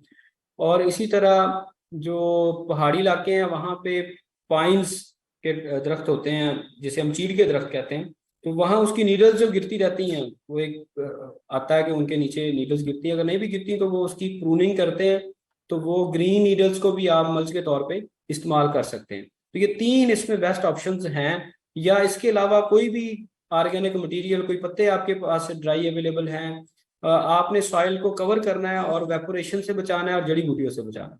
पहली मल्चिंग इसमें रिकमेंड की जाती है कि first mulching just after transplanting आप कर दें, और सेकंड मल्चिंग जो है वो 60 डेज के बाद दोबारा करें, क्योंकि पहली मल्च उसमें से कोई हवा से आगे पीछे हो गई या कोई डिकम्पोज हो गई, तो फिर उसमें गैप्स फिल कर दें और प्रॉपर जो है वो उसकी सॉइल को कवर कर दें। फिर सोइंग के बाद सफिशिएंट वाटर जो है थ्रू ड्रिप इरिगेशन सिस्टम वो देना होता है कि सॉइल अच्छी तरह वेट हो जाए, और फिर उसको सॉइल को मॉइस्ट रखें। तो वो फिर एरिया टू एरिया वेरी करता है। ये आप देख सकते हैं कि ऐसे आपने ये मैंने बताया था कि प्लेन एरियाज में फरों के अंदर यानी छोटी सी आपने ये खाली बनाई है, उसके अंदर सीड रखा है, ये 8 इंच के ऊपर सीड लगाया जा रहा है, और फिर इसको सॉइल से कवर करके ड्रिप का पाइप ऊपर रख के उसको सॉइल को इस तरह वेट कर देते हैं। और ये मल्चिंग बेहतर तो ये कि सारा फील्ड आप कवर कर दें, नहीं तो एटलीस्ट जो 1 फीट स्क्वायर का एरिया है पौधे के आसपास, तो जहाँ पे उसकी रूट जोन है उसको एटलीस्ट कवर कर दें। फिर ये इम्पोर्टेंट है कि इसको खादें फिर कौन कौन सी देनी है हमारी इन्वायरमेंट के हिसाब से, कि जैसे शुरू में मैंने बताया कि हमारी जो ज़मीनें हैं इनकी जो नेचर है ये हल्की तेजाबी नहीं है, बल्कि अल्कलाइन और बेसिक ज़मीनें हैं हमारी।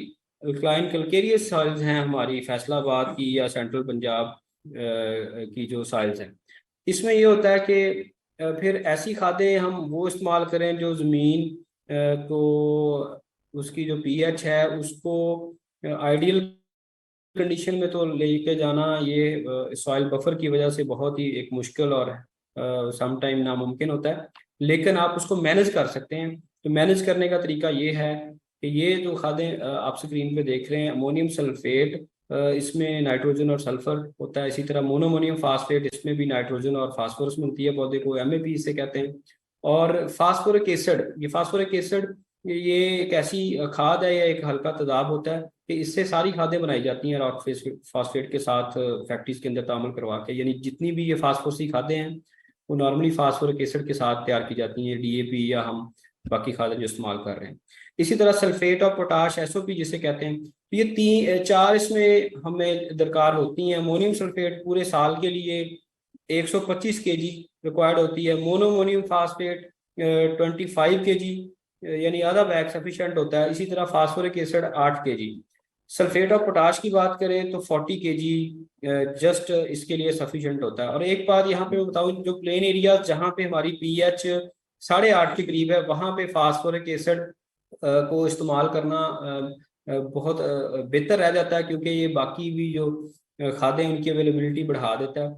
लेकिन जो हिलीज एरिया है, लाइक ये जो पोठवा रीजन है हमारा, वहां पे अगर फास्फोरिक एसिड नहीं भी इस्तेमाल करते, क्योंकि वहां पे पीएच इतनी ज्यादा हाई नहीं है, आइडियल तो नहीं है जिंजर के लिए, मतलब 7.5 और कहीं कहीं 7 के करीब भी है। तो वो चंद साइट्स हैं, लाइक जैसे आगे तस्वीरें आपको दिखाएंगे, सदर पहाड़ के अंदर विशालपुर का एरिया, वहाँ उनकी सॉइल की पीएच अच्छी है और वो फास्फोरिक एसिड इस्तेमाल नहीं करते, सिंपली ये बाकी खादों से अच्छी पैदावार ले रहे हैं। लेकिन जब हम हाई पीएच के एरिया में इसको ग्रो करेंगे तो फिर ये फर्टिगेशन प्लान हमें इस्तेमाल करना है।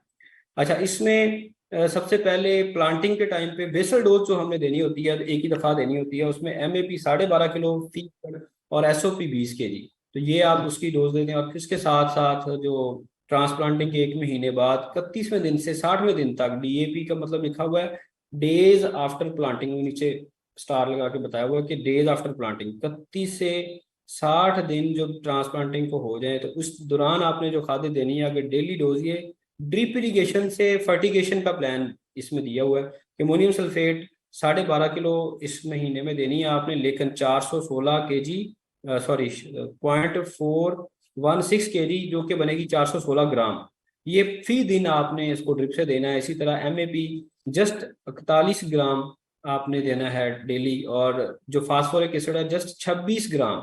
ये होता लिक्विड में है लेकिन एसिड है, इसको इसको हम बाय वेट इसको मेजर करते हैं, तो ये आपने इसकी क्वांटिटी जो है वो 26 ग्राम रखनी है जस्ट एक दिन के लिए पूरे एकड़ में।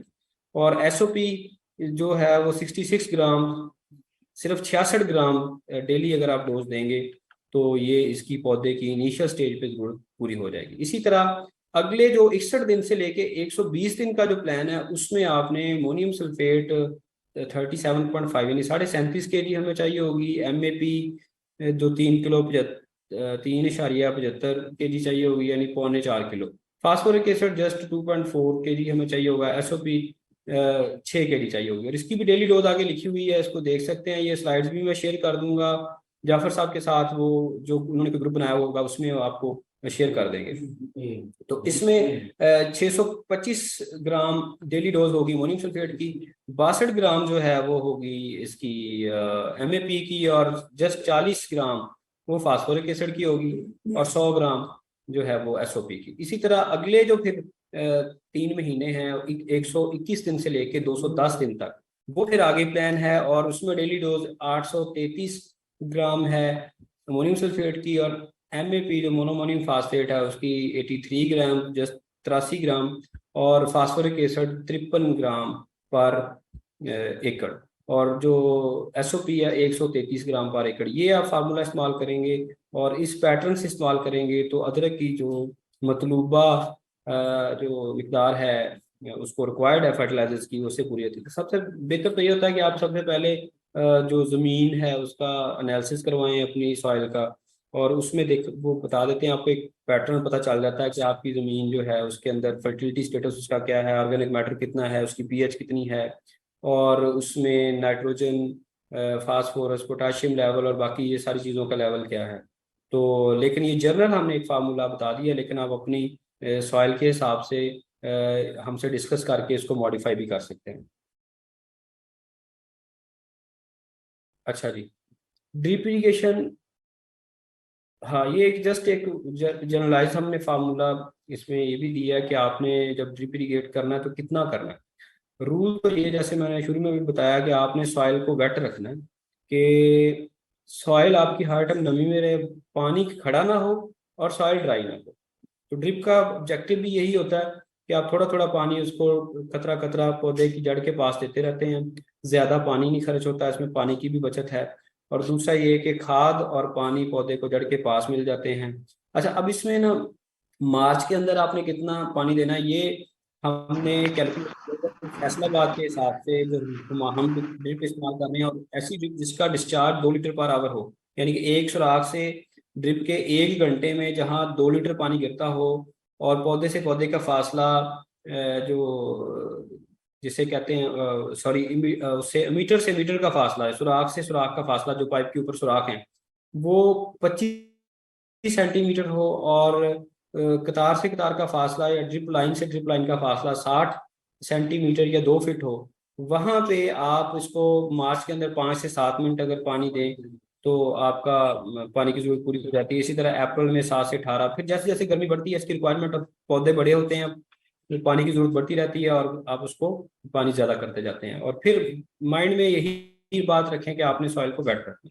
दूसरा ये कि अगर आप एक रूल ये समझ लें कि 10 मिलीमीटर बारिश होती है तो 2 से 3 दिन के लिए फिर आपने ड्रिप इरीगेट नहीं करना, उसको वक्फा देना है। जो आप खादों की ब्रेक आएगी, जो डेली डोज आप दे रहे हैं, तो वो फिर आप 2-3 दिन की डोज इकट्ठी करके आप नेक्स्ट डे दे दें, तो इस तरह भी आप इसको कर सकते हैं।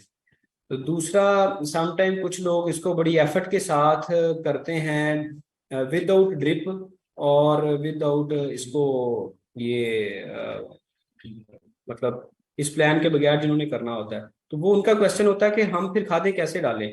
तो उसमें फिर उनके लिए यही है कि ये पिछला प्लान पे मैं दोबारा आया हूँ कि वैसे तो एक बड़ी टफ जॉब है कि आप ड्रिप के बगैर प्लेन एरियाज के अंदर जून के अंदर मॉइस्चर मेंटेन कर लें, तो ये जान जोखों का काम है, पानी भी ज़्यादा लगना पड़ता है। और मैं समझता हूँ कि आप हर टाइम इसी चक्कर में रहते हैं कि आपने कैसे उसका मॉइस्चर मेंटेन करना है। तो वो उससे बेहतर है कि उस एफर्ट से और जो रिसोर्सेज आपने इस तरह उसको मेंटेन करने पे लगाने हैं वो आप ड्रिप इंस्टॉल कर लें। गवर्नमेंट ऑफ पंजाब का इसमें सब्सिडी प्रोग्राम भी है कि वो 70% गवर्नमेंट इसमें बियर करती है और 30% फार्मर शेयर होता है। तो उसके तहत आप ड्रिप इरीगेट कर लें और उससे फिर ये सारा प्लान आप फॉलो करेंगे।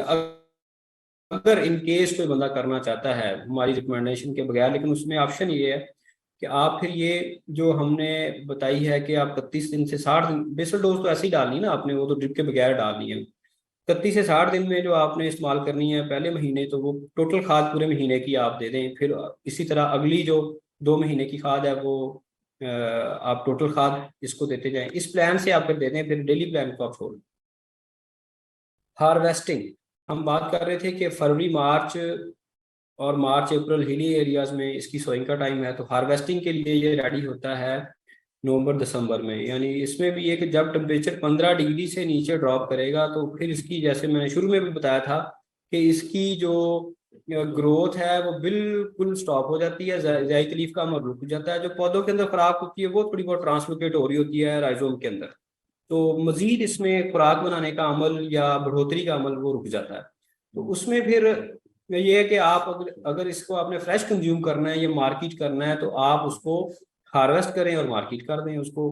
अब अगर आपने उसको सीड के लिए रखना है तो उसमें फिर अगर तो आपके पास स्टोरेज मौजूद है तो फिर आप उसको हार्वेस्ट करें, उसके पत्ते साफ कर दें, जड़ें साफ कर दें।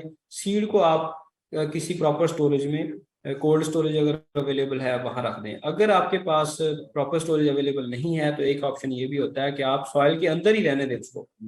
उसको फिर आपने जब नेक्स्ट फरवरी मार्च में सोइंग करनी है तो उससे कोई 1-1.5 वीक पहले आप उसको हार्वेस्ट कर लें। और फिर वो जैसे शुरू में प्रोसेस बताया था कि उसको छोटे पीसेस में तोड़ें, उसको शेड ड्राई करें, फिर सी ट्रीटमेंट करें, फिर ड्राई करें शेड के अंदर, फिर उसको ट्रांसप्लांट कर दें। तो ये इसका साइकिल सीड के लिए अगर चलाना है तो फिर वो उस पूरे साल का है। अगर आपने उसको फ्रेश कंज्यूम करना है तो वो आप 7 से 8 महीने की क्रॉप या 9 से 10 महीने की क्रॉप आप हार्वेस्ट कर सकते हैं।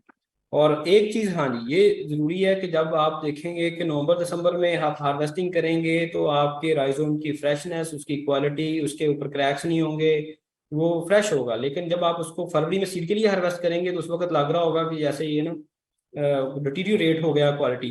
तो उस पर समटाइम क्रैक्स आ जाते हैं क्योंकि हमारे यहाँ दिसंबर में या जनवरी के शुरू में चिलिंग टेम्परेचर होता है, फ्रॉस्ट पड़ती है। तो उस वक्त वो जो फ्रीजिंग और जो उसका मेल्टिंग का प्रोसेस होता है उसमें फिर पौधा के अंदर क्रैक्स डेवलप हो जाते हैं, लेकिन उससे जर्मिनेशन पे इफेक्ट नहीं होता। हाँ, ये आप करें कि जब आप देखेंगे कि आपने क्रॉप को हार्वेस्ट नहीं किया, सीड वाली क्रॉप को, तो जब कोहरा पड़ना शुरू होता है तो ऊपर से फोलिएज ड्राई कर जाता है, यानी पत्ते सूख जाते हैं और जैसे गन्ने की खोरी होती है या राइस की पराली होती है उस शक्ल में चले जाते हैं, बिल्कुल ड्राई हो जाते हैं। तो वो फोलिएज आप ऊपर ही कवर कर दें ताकि सॉइल को आप कवर रखें, ताकि कुछ चिलिंग की समटाइम अगर बहुत ज़्यादा चिलिंग हो जाए तो वो उससे आपने भी इसको बचाना है।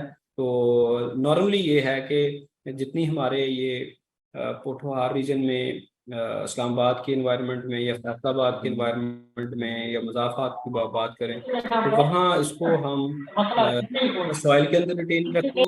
और इससे फ़ायदा ये होता है कि हमें जो एक्स्ट्रा स्टोरेज जो है उसका बर्डन कम हो जाता है। डिजीजेज और इंसेक्ट पेस्ट, इसकी हम बात करें तो डिजीजेज इसमें बैक्टीरियल सॉफ्ट रॉट और जो बैक्टीरियल विल्ट है, ये बड़ी इसमें जो खतरनाक बीमारियां हैं, अगर ये आ जाएं तो ये पौधा बुरी तरह फिर इससे मुतासर होता है, पूरा पौधा भी खत्म हो जाता है। तो इसमें जो फंगस है नो डाउट वो भी बहुत अटैक करती है, लेकिन फंगस में ये होता है कि आपने उसको कंट्रोल कर लिया या पौधे के अंदर अगर रेजिस्टेंस है तो जो पोर्शन रॉट कर जाता है वो पोर्शन तो उसका गल जाता है, लेकिन जो पौधा बाकी चलता है वो हेल्दी चलता रहता है। बैक्टीरियल विल्ट में अगर आपने उसको कंट्रोल ना किया तो उसमें फिर ये होता है कि पूरे का पूरा पौधा खत्म हो जाता है। पहचान ये है कि अगर आप देखते हैं कि गलाव आ गया है पत्तों के अंदर, स्टेम के अंदर या राइजोम के अंदर, अगर तो उसमें अदरक की स्मेल आ रही है और कोई बैड स्मेल या ऑर्डर नहीं है, तो फिर आप उसको कंसीडर करें कि वो फंगस की बीमारी है। अगर उसमें कोई बैड स्मेल अदर देन अदरक आ रही है और वो बहुत ज़्यादा मतलब आपको बुरी स्मेल है, तो फिर आप ये मोस्ट लाइकली वो बैक्टीरियल डिजीज होती है। तो शुरू में मैंने आपको बताया था सीड ट्रीटमेंट करना इंतहाई ज़रूरी है। फिर को महीने 1.5 महीने के बाद प्रिवेंटिव भी आप सॉइल ड्रेंचिंग भी इसमें कर लें। तो वही 3 जो अद्वियात हैं, एक कम्बिनेशन है बड़ा अच्छा, तो उसी की आप ड्रेंचिंग कर लें। अगर डिजीज आ जाए तो फिर ऊपर स्प्रे भी रिकमेंड की जाती है और फिर नीचे ड्रेंचिंग भी रिकमेंड की जाती है, और फिर फ्रीक्वेंट की जाती है, यानी कि आपको वीकली सम टाइम रिपीट करना पड़ जाता है, सम टाइम आपको 15 दिन के बाद करना पड़ जाता है। वो क्रॉप की कंडीशन या प्लांट्स की या डिजीज की सीवियरिटी की बेस के ऊपर वो चीज़ें डिसाइड होती हैं। इसी तरह सम टाइम इसमें नीमाटोड्स भी अटैक करते हैं। और इंसेक्ट पेस्टिस अगर देखें, वैसे तो एक लंबी इनकी डिजीजेस की और इंसेक्ट की लिस्ट थी, लेकिन मैंने शॉर्ट चीज़ों को सिर्फ यहाँ पे ब्रीफली रखा है टाइम के मद्देनजर रखते हुए। तो इसमें शूट बोरर, कटवर्म और ये लीफ रोलर और अमेरिकन वर्म ये रिपोर्टेड हैं। लेकिन कुछ किस्मती से पाकिस्तान में जो इस पे इंसेक्ट हमने देखा है पिछले 5-6 साल से, तो उसमें अमेरिकन जो वर्म है वो भी जब बाहर उसको खाने के लिए कुछ नहीं मिलता तो वो उस वक्त आके अटैक करता है, या जब क्रॉप छोटी होती है तो उसका एक आध आप उसके कोई लाइट सा जो सुंडी मारने वाला स्प्रे कर दें, मोस्टली ये कोराजन का स्प्रे सफिशिएंट होता है, तो उससे ही वो कंट्रोल हो जाता है। बाकी इस पे सकिंग पेस्ट नहीं आते, कभी वाइट फ्लाई नहीं इस पे आती, इस पे जो सब्ज तेला कभी नहीं हमने देखा, क्योंकि इटसेल्फ ही अल्लाह ने इसके अंदर सलाहियत रखी है कि ये रिपेल करता है इन चीज़ों को। बाकी ये वर्म्स आ जाते हैं। एक आध दफ़ा ये कटवर्म का इशू आया था, वो भी आप क्लोरपारीफास का जो है ना उसकी ड्रेंचिंग कर दें या स्प्रे कर दें, फ्लड कर दें, तो उससे फिर ये वो कवर हो जाता है। बाकी इसमें इंसेक्ट का इतना इशू नहीं है, सिर्फ डिजीज़ का इसमें अगर आप इसकी कंट्रोल कर लें तो इसकी फसल को कामयाब बनाया जा सकता है। समटाइम ये होता है कि हम फैक्टर्स ज़्यादा होते हैं एक क्रॉप की सक्सेस में और फेलियर में, तो हम किसी एक फैक्टर को कंसीडर करके या एनवायरनमेंट पे डाल देते हैं या डिजीज पे डाल देते हैं। तो ये कॉम्बिनेशन है, इंटीग्रेटेड मैनेजमेंट है, ये सारी हमें गुड एग्रीकल्चर प्रैक्टिसेस सारी फॉलो करनी पड़ती हैं। तो और वो वाले आपने फंजीसाइड या इंसेक्टिसाइड इस्तेमाल करने होते हैं जिनका रेजिडुअल इफेक्ट ना हो या कम से कम हो, तो इन चीज़ों का ख्याल रखना होता है। ये इसकी ब्रीफ प्रोडक्शन टेक्नोलॉजी है। ये एक एस्टिमेटेड ना कास्ट बेनिफिट रेशो ये हमने जस्ट कैलकुलेट इसमें किया हुआ है कि राइजोम वेट अगर हम कंसीडर करें यील्ड के हवाले से पर प्लांट, तो फैसलाबाद की बात करें अगर 340 ग्राम हमारे पास आ रहा है, और ये जड़म वाला में भी ट्रायल हमारा था 360 ग्राम, कलर कहार में एवरेज अगर 700 ग्राम, और इसी तरह इस्लामाबाद में 650 ग्राम। प्लांट पॉपुलेशन इसकी नॉर्मली जो होती है वो जो जब हम इसको 8 इंच पे लगाते हैं पौधे से पौधे का फासला, तो 32,000 होती है अदरक की पॉपुलेशन। लेकिन जब हम इसको 1 फुट पे लगाते हैं हिली एरियाज में, तो वहाँ पे 26,000 प्लांट्स रफली राउंड अबाउट बनते हैं पर एकड़। अब हम कंसीडर कर लेते हैं कि जी 50% इसमें मॉर्टिलिटी आ गई, 50% पौधे एनवायरनमेंट की वजह से या डिजीज की वजह से या किसी और वजह से उनकी जो वो मॉर्टिलिटी होगी, मर गए वो, तो 50% जो पौधे बाकी बचे हैं इस वेट राइजोम के साथ, एवरेज राइजोम वेट पर प्लांट के साथ, उनकी यील्ड जो आती है वो 5.44 टन पर एकड़ बनती है। ये प्लेन एरियाज में रफली ये 5.5 टन के करीब। कलर कहार में देखें तो ये 9.10 टन है। इसी तरह इस्लामाबाद में देखें तो 8.25 टन। तो इसमें अब जब हम इसको 250 रुपये के जी, यानी कि ये रेट हमने बहुत ही मिनिमम लेवल पे रखा है कि अगर फार्मर को ये रेट मिल रहा है कि 250 रुपये भी रेट मिले कम से कम। जैसे मैंने शुरू में बताया कि अब जो पुअर क्वालिटी का अदरक है वो 1,000 रुपये किलो मिल रहा है, और अच्छी क्वालिटी का 1,800 रुपये 1,600 रुपये किलो मिल रहा है। ये कंज्यूमर की बात कर रहा हूँ। तो अगर फार्मर रेट हम 250 रुपये भी रखें तो उसमें इसकी जो वैल्यू बनती है फैसलाबाद के एरिया में 13,60,000 और दूसरे में 14,40,000 बनती है जड़ा वाला में। लेकिन जब ये पोठोहार में हम जाते हैं, कलर कहार या इस्लामाबाद में जहां हमने ट्राई किए, चकवाल के अंदर भी किए, तो ये 22 लाख 21 लाख यानी 20 लाख से ऊपर चला जाता है मिनिमम लेवल। ये मतलब हमने सारी चीज़ों को सेफ साइड पे रख के सारी ये बात कर रहे हैं। और फिर कास्ट ऑफ प्रोडक्शन अगर हम देखें ना, जस्ट इसकी ये रनिंग कास्ट, कैपिटल कास्ट नहीं, रनिंग कास्ट, वो रफली 10 लाख के अराउंड इसकी वो बनती है, जिसमें मेजर कास्ट आपकी सीड की होती है। जैसे मैंने बताया कि 1 टन आपने सीड डालना है, तो अब आप देख लें कि अगर वो आपको 500 रुपये किलो भी मिले तो सिंपली 5 लाख का आपका सीड बन जाएगा। जब आप अपना सीड बना लेते हैं तो मेजर कास्ट उसमें से ये निकल जाती है, और फिर आपकी कास्ट ऑफ प्रोडक्शन भी मिनिमम लेवल पे आ जाएगी। तो इसी तरह फिर नेट रिटर्न की बात करें तो वो आप देख रहे हैं कि उतना उसमें डिफरेंस आगे ये दिखाया हुआ है। तो ये प्रॉफिटेबल क्रॉप हो सकती है अगर हम इसको प्रॉपर तरीके से, और जो फार्मर्स इसको ग्रो कर रहे हैं वो नो डाउट अभी उतने लार्ज स्केल पे तो नहीं है, कमर्शियल स्केल पे करने वाले फार्मर चंद एक ही हैं, लेकिन उन्होंने एटलीस्ट इनिशिएटिव लिया और पिछले 2 साल से वो अच्छी प्रोडक्शन भी ले रहे हैं और इसमें प्रॉफिट भी ले रहे हैं। अब वेजिटेबल रिसर्च इंस्टीट्यूट जो यूव एग्रीकल्चर रिसर्च इंस्टीट्यूट का पार्ट है और अंडर द अम्ब्रेला ऑफ आरी जो उसमें काम हम कर रहे हैं, तो मैंने इसमें एक जस्ट आपको बताया था कि जो 1971 से ये काम कर रहा है, हिस्ट्री शुरू में प्रेजेंटेशन के बताई थी। तो ये ट्रायल्स हमारे होते रहे, इसको जो हमारे नॉर्थ डिस्ट्रिक्ट्स हैं पंजाब के, सियालकोट और ये नारोवाल, गुजरांवाला, और इसी तरह फिर ये चकवाल का एरिया, वहाँ ट्रायल्स इसके पुराने चलते रहे हैं। तो उसमें वो सारे ट्रायल्स ओपन पे थे या प्लांट्स के शेड में थे। अब इसमें 2017 से जब इस पे मैंने काम शुरू किया, मुझे ये असाइनमेंट दी डिपार्टमेंट ने, तो उस वक्त फिर हमने इस पे ड्रिप इरिगेशन सिस्टम और diverse germ plant collection, variety development में काम किया, और इसकी प्रोडक्शन टेक्नोलॉजी डेवलपमेंट में काम किया कि हम इसकी लोकल जो प्रोडक्शन टेक्नोलॉजी है अपने एनवायरनमेंट के हिसाब से चीज़ों को सेट हमने किया है। तो इसमें फिर हमें सक्सेस मिली है, जो कि पिछले सालों में हमें नहीं मिल पा रही थी, कि प्लांट्स हो जाते थे लेकिन जितना सीड डाला जाता था उतना सीड भी नहीं निकलता था। ये एक जनरल रिपोर्ट्स हैं उसमें। तो अब अल्हम्दुलिल्लाह उसमें ये है कि जो वॉकिंग टनल का इस्तेमाल करते हुए, ड्रिप इरिगेशन सिस्टम का इस्तेमाल करते हुए आप इससे अच्छी प्रोडक्शन ले सकते हैं। और पोठवार के रीजन में हम अब जैसे पिछली ये देखें, इसमें कितनी बन रही है, 8 से 9 टन पर एकड़। तो ये वर्ल्ड की जो हेक्टेयर की एवरेज है ये उसके बराबर है। और जैसे मैंने बताया था 1 हेक्टेयर में 2.5 एकड़ होते हैं। तो जब हम इसको कन्वर्ट करते हैं हेक्टेयर में, तो ये जो वर्ल्ड की टॉप की प्रोडक्शन है उसके बराबर जाती है। अगर हम बात करें ताइवान की प्रोडक्शन की या चाइना के अच्छे प्रोग्रेसिव फार्मर्स की प्रोडक्शन, तो पोटेंशियल हमारे एनवायरनमेंट के अंदर है।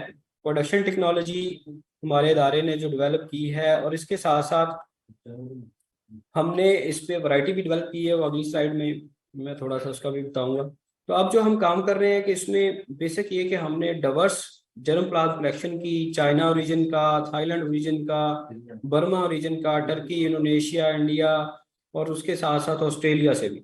अब वो सारे मटेरियल को हमने मुख्तलिफ उसकी जो एंट्रीज थी यहाँ उसको टेस्ट किया, जो लाइनें जो हमारे जो जो जर्म प्लाज्म अच्छा परफॉर्म करता रहा उसमें से सिलेक्शन करके, जिसे क्लोनल सिलेक्शन पाथवे कहते हैं, और साथ टिश्यू कल्चर जो टेक्निक है उसकी हेल्प लेते हुए हमने उसकी मल्टीप्लिकेशन, डिजीज स्क्रीनिंग और डिजीज फ्री प्लांट्स उसके डेवलप करके फार्मर्स को भी ऑन लूप लिया, और अपने जो हमारे रिसर्च फार्म है उस पर भी हम पिछले 7 साल से इस पे ट्रायल किए। और अल्हम्दुलिल्लाह ये रिसेंटली हमने इस पे जो पाकिस्तान की हिस्ट्री की पहली वैरायटी आरी जिंजर 2023, जिसका जाफर साहब ने शुरू में भी इंट्रोडक्शन दिया, वो हमने उसको पंजाब सीड काउंसिल ने रिसेंटली सारे ट्रायल से गुजरने के बाद उसको पास किया है, अप्रूवल दी है। और उसका अब हम इंशाल्लाह फार्मर्स को अभी सीड मल्टीप्लाई करके सीड भी देंगे, और उसके साथ साथ जो टिश्यू कल्चर प्लांट्स हैं वो भी हम पिछले 2 साल से फार्मर्स को दे रहे हैं। और 14,000 के करीब प्लांट्स जो हैं हमने इसमें सक्सेसफुली ट्रांसप्लांट किए हैं, और फार्मर फील्ड पे भी कोई 8 से 10,000 के करीब प्लांट्स जो हैं पिछले 2 सालों में, कोई किसी प्लांट को 200, किसी फार्मर को 200, 400, 500 उसकी कैपेसिटी के हिसाब से, उसके एनवायरनमेंट के हिसाब से, तो ये हमने दिए। और नॉमिनल इसके चार्जेस रखे जाते हैं गवर्नमेंट की तरफ से।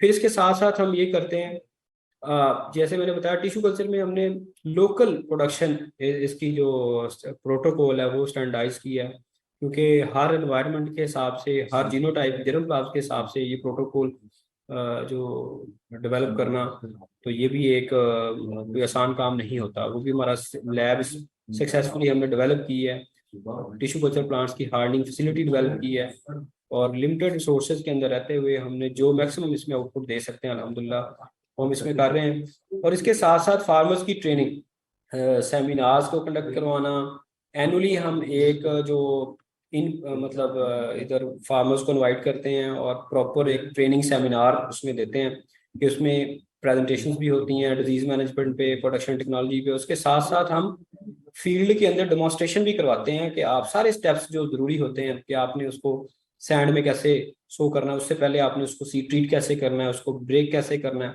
तो और फिर ट्रांसप्लांट कैसे करना है, वो सारी स्टेजेस हम फार्मर्स को परफॉर्म करके दिखाते हैं ताकि वो पॉइंट सारे क्लियर हो जाए। तो ये नॉर्मली हमारी फरवरी के अंदर या मार्च के शुरू में हम ये ट्रेनिंग करवाते हैं।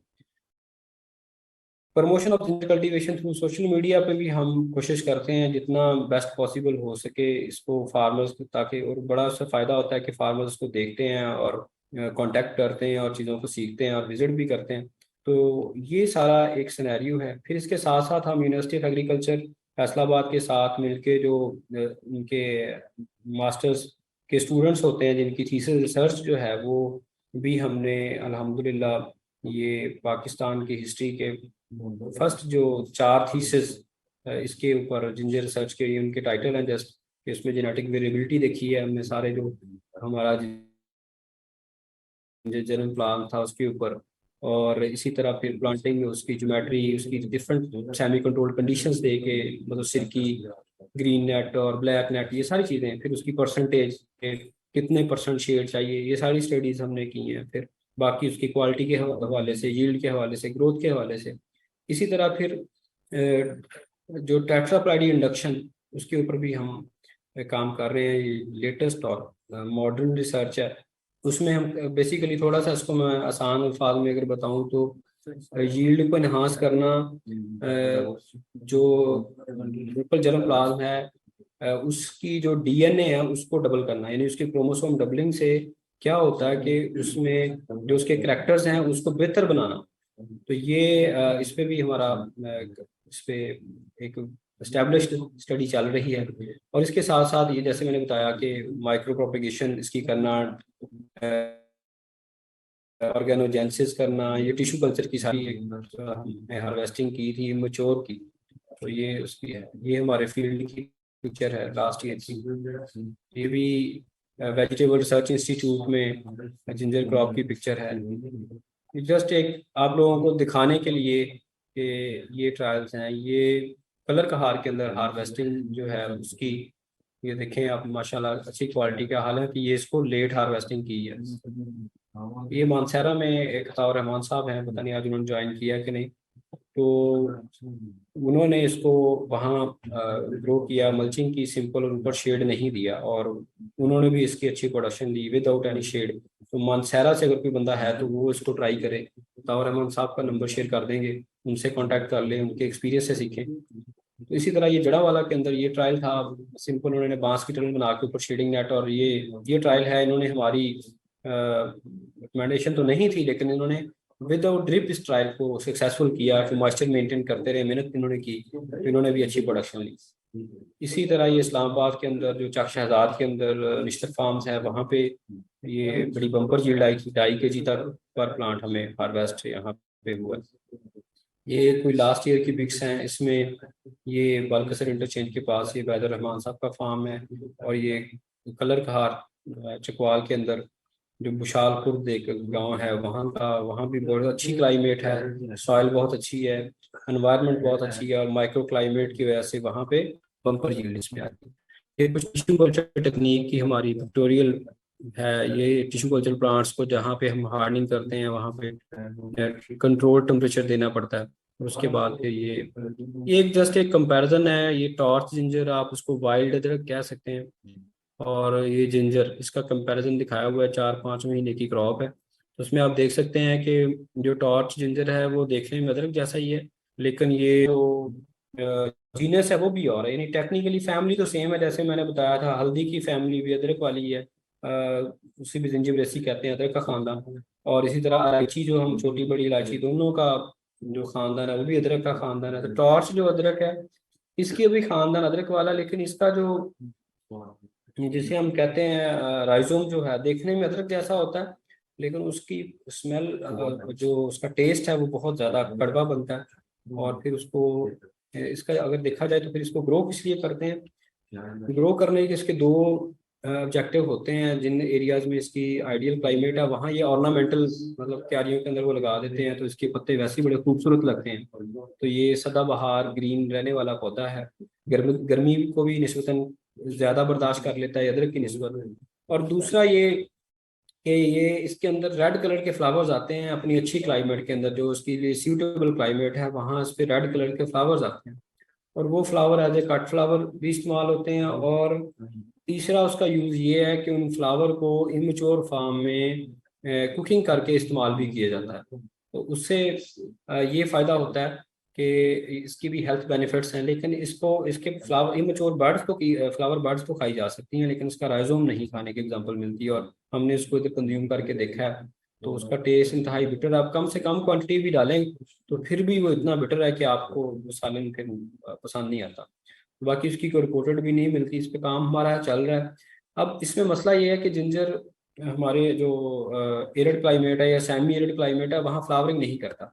हाँ अलबत्ता जो हमारे कलर थहार की मैंने आपको साइड बताई है, इस्लामाबाद की साइड बताई, वहाँ थोड़ी सी फ्लावरिंग होती है, कलर थहार में ज़्यादा फ्लावरिंग होती है जिंजर पे।